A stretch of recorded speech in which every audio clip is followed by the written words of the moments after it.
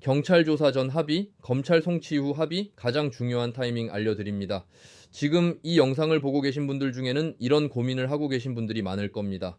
상대방이 합의를 해준다고 하는데 지금 바로 해야 하나? 아니면 경찰 조사도 안 받았는데 합의부터 하는 게 맞나? 아니면 변호사는 조금 기다리라고 하는데 왜 기다려야 하지? 이런 고민 말입니다. 저는 검사로, 변호사로 근무하면서 형사사건을 처리했습니다.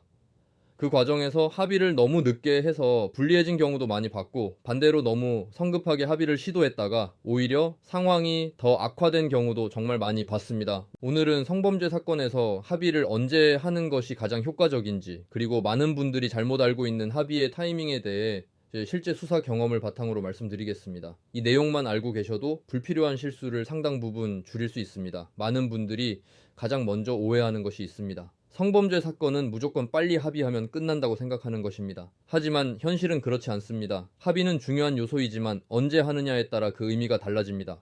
같은 합의서라도 어떤 시점에 제출됐는지에 따라 수사기관이 받아들이는 무게가 달라질 수 있습니다.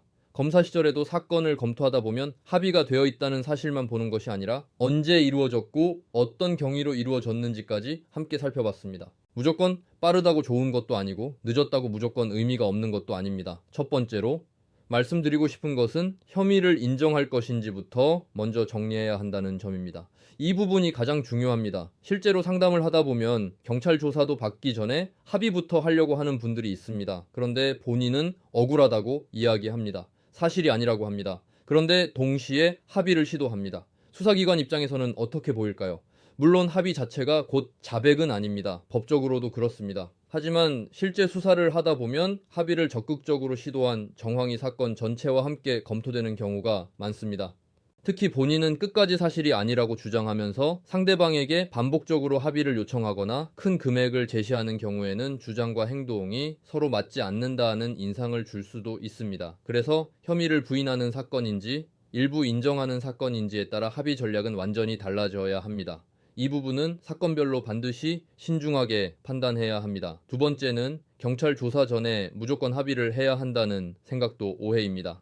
실제로 수사할 때 보면 사건의 내용이 아직 충분히 확인되지 않은 상태에서 성급하게 합의를 추진하는 경우가 있습니다. 그런데 경찰 조사 결과나 디지털 포렌식 결과, CCTV, 휴대전화 메시지 등 새로운 증거가 나오면서 사건의 방향이 크게 달라지는 경우도 적지 않습니다. 이런 상황에서는 너무 이른 합의가 오히려 전략적으로 아쉬운 선택이 될 수도 있습니다. 반대로 혐의를 인정하고 있고 피해자도 합의 의사가 분명하다면 경찰 단계에서 원만하게 합의가 이루어지는 것이 유리하게 작용하는 경우도 많습니다. 즉, 중요한 것은 경찰 조사 전이냐 후냐가 아니라 사건이 어떤 상태인지입니다. 세 번째는 검찰로 넘어간 뒤에도 합의는 늦지 않을 수 있다는 점입니다. 많은 분들이 경찰에서 합의하지 못하면 끝났다고 생각합니다. 하지만 그렇지 않습니다. 검찰 단계에서도 합의가 이루어지는 사례는 상당히 많습니다. 기소 여부를 판단하는 과정에서도 합의는 중요한 사정으로 고려될 수 있고 재판이 시작된 이후에도 양형, 즉 형벌의 정도를 정할 때 중요한 요소가 될 수 있습니다. 검사 시절에도 송치 이후 합의서가 제출되어 사건을 다시 종합적으로 검토했던 경우가 적지 않았습니다. 물론 시간이 늦어질수록 선택의 폭은 줄어들 수 있습니다. 그래서 늦어도 된다는 의미가 아니라 경찰 단계를 놓쳤다고 해서 포기할 필요는 없다는 말씀을 드리는 것입니다.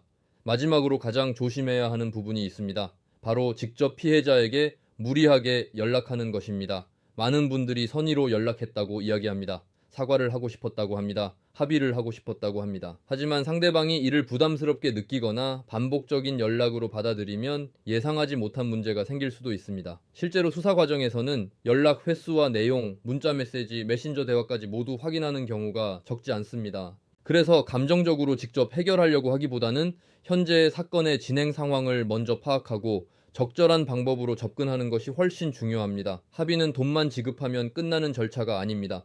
언제 연락할지, 누가 연락할지, 어떤 내용을 전달할지, 합의서에는 어떤 내용이 포함될지까지 모두 전략적으로 검토해야 합니다. 오늘 말씀드린 내용을 정리하면 이렇습니다. 성범죄 사건에서 합의는 매우 중요하지만 무조건 빠를수록 좋은 것은 아닙니다. 혐의를 인정하는지 부인하는지에 따라 접근 방법이 달라지고 사건의 진행 상황에 맞는 적절한 시점을 선택하는 것이 훨씬 중요합니다.